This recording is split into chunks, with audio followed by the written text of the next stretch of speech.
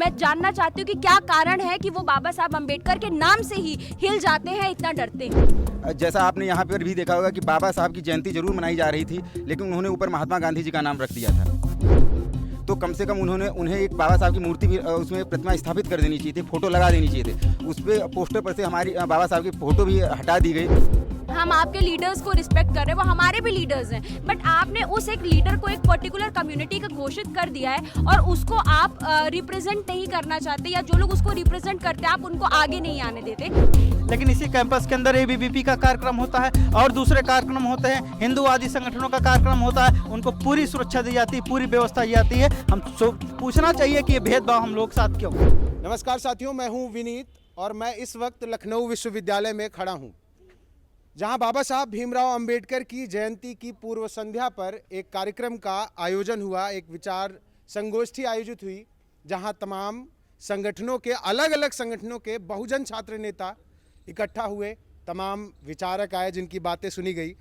मैं ये वीडियो शुरू करने से पहले आपको एक बात बता दूं कि वो सब जो अपनी अपनी जातियों के लिए लड़ते हैं, वो इस कार्यक्रम में आए छात्रों से ये सीख सकते हैं कि बहुजन एकता, बहुजन नायकों की विचारों को दूर तक ले जाने के लिए कितनी ज़रूरी है। और ये छात्र कितने समझदार हैं कि यहाँ आप जब खोजने निकलेंगे तो आपको असल में बहुजन एकता दिख जाएगी। वो उन सारे नेताओं के लिए एक नज़ीर हो सकती है जो इस पर ध्यान नहीं देते। क्या नाम है दोस्त आपका? हमारा विराट शेखर नाम है। विराट, ठीक है। आप बापसा से हैं शायद? जी, बापसा के अध्यक्ष हैं यहाँ लखनऊ विश्वविद्यालय में। ठीक है। किन किन संगठनों के लोग आप लोग के साथ यहाँ इकट्ठे थे? सर, हमारे साथ कांग्रेस के भी थे और समाजवादी और आयसा, ये सारे लोगों का जो है कि हमारे साथ अच्छा सा गठजोड़ था, और बाम से वो भी थे। भी था। जी, ठीक है। क्या क्या बातें हुई, कितने लोग आए, क्या कुछ हुआ इस पूरे कार्यक्रम में? करीबन 100 से तो एवं भी लोग थे, और इसमें पूर्व IAS लोग को बुलाया गया था, आमंत्रित किया गया था, जिन्होंने आकर के हम लोग को काफ़ी प्रोत्साहन किया और बहुत सी चीज़ें बताई जो कि हमें अभी तक ज्ञात नहीं थी बाबा साहब के बारे में। और उन्होंने मतलब यही चीज़ें बताई हैं कि बाबा साहब आखिर कैसा उन्होंने अपना सपना देखा था कि भारत हमारा कैसा होगा, कैसा बाबा साहब ने सपना देखा था, कैसा फूले जी ने सपना देखा था। तो इन सारे लोगों की आइडियोलॉजी उन्होंने हम लोग के समक्ष जो है कि शेयर की। अच्छा, ठीक है।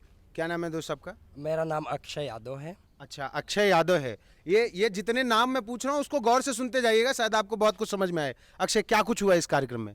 देखिए, बाबा साहब के जयंती के पूर्व संध्या पर या जयंती के उपलक्ष्य में जो ये राष्ट्रीय संगोष्ठी का आयोजन हुआ, और ये बाबा साहब को केवल उनके जयंती पर ही याद करने की ज़रूरत नहीं है। जब भी व्यक्ति को ये लगे कि मैं शून्य हो गया हूँ और मेरा सब कुछ ख़त्म हो गया है और मैं अब आगे कुछ करने की स्थिति में नहीं हूँ, उस वक्त में भी बाबा साहब को याद करना चाहिए और पढ़ना चाहिए। क्योंकि डॉक्टर भीमराव अंबेडकर का मतलब होता है तार्किकता, वैज्ञानिकता, अपना बौद्धिक विकास करना, यानी अपना सर्वांगीण विकास करना। और डॉक्टर अंबेडकर आधुनिक भारत के निर्माता हैं।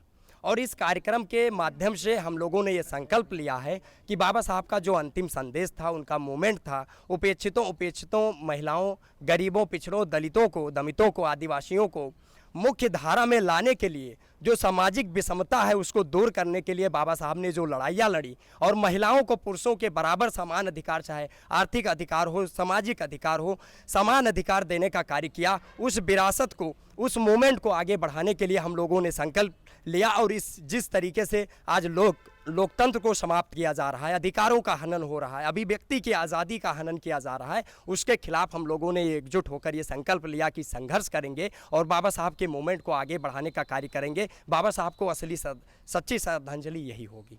ठीक है। क्या नाम है दोस्त आपका? जी, मेरा नाम अमतेश पाल है, मैं भी बापसा से हूँ। अमितेश, एक बात बताओ, तमाम लोग जयंतियाँ मना रहे हैं, हर पार्टी के अपने अपने बाबा साहब भीमराव अंबेडकर हैं। भाजपा भी मना रही है, कांग्रेस भी मना रही है, सपा भी मना रही है, बसपा भी मना रही है, और तमाम और सामाजिक संगठन मना रहे हैं। आप वाले उनमें में क्या फ़र्क है? जी, हमारे और उनमें ये फ़र्क है कि वो बाबा साहब को मनुवादियों से जोड़ते हैं। वो ये सोचते हैं कि बाबा साहब भी कभी कभी हमें ऐसा दिखाने का प्रयास करते हैं कि बाबा साहब भी मनुवादियों के साथ जुड़े हुए हैं, उन्हें ब्राह्मणों से जोड़ने का प्रयास करते हैं और उन्हें एक खास कम्युनिटी का नेता घोषित कर देते हैं कि बाबा साहब दलितों के नेता हैं। और हम लोग ये दिखाने का प्रयास करते हैं बाबा जी एक बहुजन क्या पूरे समाज के नायक हैं। बाबा साहब ने किसी एक समाज के लिए केवल एक जात विशेष या किसी एक के लिए कार्य नहीं किया, उन्होंने पूरे समाज के लिए कार्य किया है। हम देखते हैं कि स्त्री शिक्षा पे भी उन्होंने बहुत ज़्यादा जोर दिया है, स्त्रियों का भी उन्होंने उत्थान किया है। इसी के साथ हम उनसे इसलिए भी अलग हैं क्योंकि वो अपनी एक विचारधारा हम पर थोपना चाहते हैं। जैसा आपने यहाँ पर भी देखा होगा कि बाबा साहब की जयंती जरूर मनाई जा रही थी, लेकिन उन्होंने ऊपर महात्मा गांधी जी का नाम रख दिया था जयंती। और उसके अलावा पोस्टर पे जब लखनऊ विश्वविद्यालय का पोस्टर है, और आप सभी को पता है कि बाबा साहब के सपनों के भारत जब टॉपिक रखा गया है उस पर, तो कम से कम उन्हें एक बाबा साहब की मूर्ति भी उसमें प्रतिमा स्थापित कर देनी चाहिए थी, फोटो लगा देनी चाहिए थे उस पर। पोस्टर पर से हमारी बाबा साहब की फ़ोटो भी हटा दी गई। तो इससे ये भी हमें समझ में आता है कि आप बाबा साहब को मान तो रहे हैं, एक फॉर्मेलिटी तो अदा कर रहे हैं, लेकिन उनके जो कार्य हैं या उनके जो विचार हैं उन्हें आप फॉलो करने की कोशिश नहीं कर रहे हैं। आप उन्हें ऐसे ही माने, क्योंकि अगर आप उन्हें मानेंगे नहीं, थोड़ा बहुत अगर दिखावा नहीं करेंगे तो आप आगे नहीं बढ़ पाएंगे। और ये लोग वही वाले हैं कि जिसे दिल में कुछ और रहता है, बगल में छुरी लेकर घूमते रहते हैं। तो ऐसी जगह जहाँ जो आपने कहा कि मान लीजिए ऊपर वहाँ गांधी जी का नाम लिख दिया उन्होंने और बाबा साहब की तस्वीर तक नहीं लगाई, ऐसी जगह परमिशन कैसे मिली होगी दोस्त छात्रों को? क्या नाम है आपका?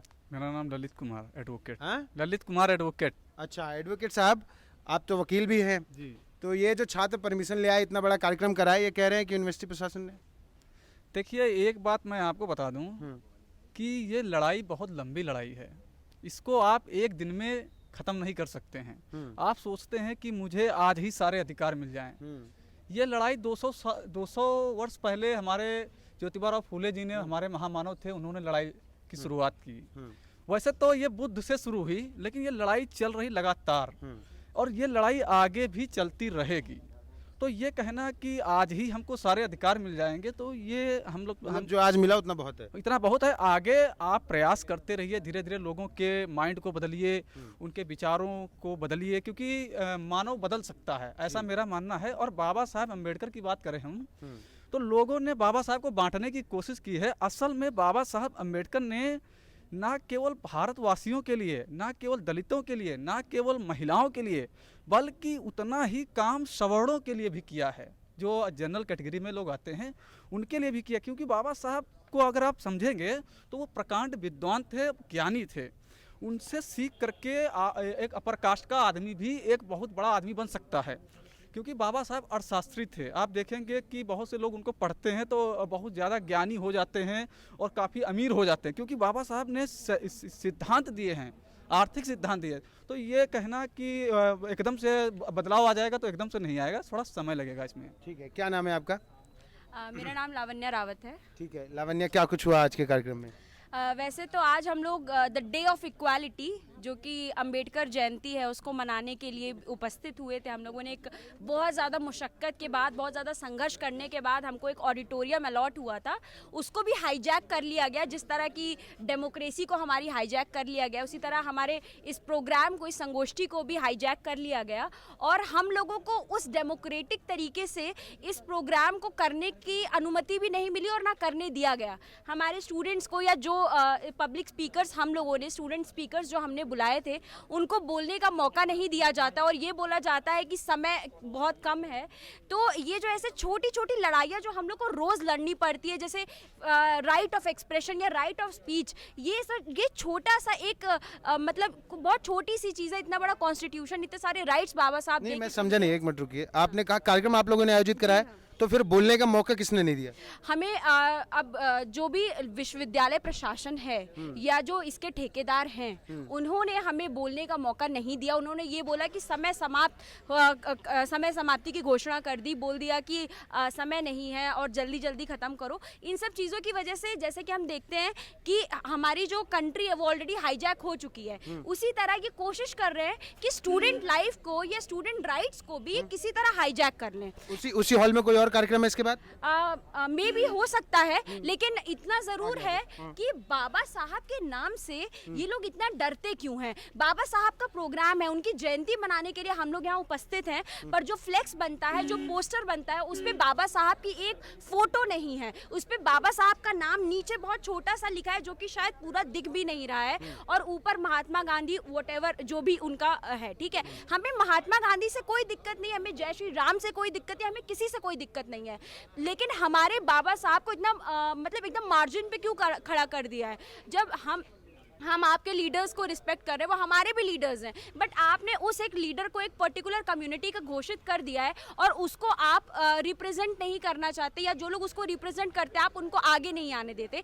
मुझे दिक्कत इस चीज़ से है कि वो लोग क्यों उन स्टूडेंट्स को जो अम्बेडकराइट है या जो अम्बेडकर आइडियोलॉजी को फॉलो करते हैं उनको वामपंथी घोषित कर देते हैं, या उनको इस देश का नागरिक नहीं मानते, या उनको आतंकवादी की घोषित कर देते हैं। मुझे दिक्कत है उन लोगों से। मैं जानना चाहती हूँ कि क्या कारण है कि वो बाबा साहब अम्बेडकर के नाम से ही हिल जाते हैं, इतना डरते हैं। मतलब आप ये कह रही हैं कि जिसकी वजह से इस देश के नागरिकों को तमाम अधिकार मिले हैं, उस देश के नागरिकों को उन्हीं को सम्मान देने का अधिकार नहीं मिल रहा है। ठीक है, क्या नाम है दोस्त आपका? मेरा नाम रवि है, मैं यहाँ से पीजी कर रहा हूँ। और ये बाबा साहब अम्बेडकर का जो कार्यक्रम था उसको किस प्रकार से असफल किया जाए, इसके लिए पूरा शासन तंत्र विश्वविद्यालय का लगा हुआ था। हम लोग जो विराट शेखर बापसा के यहाँ अध्यक्ष है, इन्हीं के लीडरशिप में एक कार्यक्रम हो रहा था। इन्होंने यूनिवर्सिटी के और तमाम संगठनों को भी निमंत्रण दिया था, जो छात्र विंग है, जो सामाजिक न्याय की बात करते हैं विश्वविद्यालय के अंदर। और कल दोपहर के 1 बजे विराट को फ़ोन किया गया कि बहुत आवश्यक काम है, आपका कार्यक्रम कल असफल कर दीजिए। तो विराट इस बात से बड़े चिंतित हुए हैं कि अब सबको सूचना दे दी गई है, मुख्य अतिथियों को बता दिया गया है, तमाम संगठन के पदाधिकारियों को बता दिया, छात्रों को सूचना दी गई, पंपलेट बढ़ चुके हैं। अब अचानक से कार्यक्रम कैसा किया जाए? हम लोग आए यहाँ मिलने, यहाँ पर जो एचओडी मैम है उन्होंने तमाम तरीके के रिक्वायरमेंट दिए कि ऐसा है वैसा है, मुझे कल कहीं जाना है, आपको कार्यक्रम पोस्टपोन करना चाहिए। तो हम लोगों ने मैम से रिक्वेस्ट की, मैम अगर आप कल किसी कारणवश अनुपस्थित है तो किसी और के अध्यापक के नेतृत्व में ये लीडरशिप दे दीजिए, हम लोग देख लेंगे। मैम ने हर तरीके से डिनाई किया, यहाँ तक कि विराट को ये लालच दिया कि तुम्हें हॉस्टल अलाट करवा दूंगी, कार्यक्रम ना करो।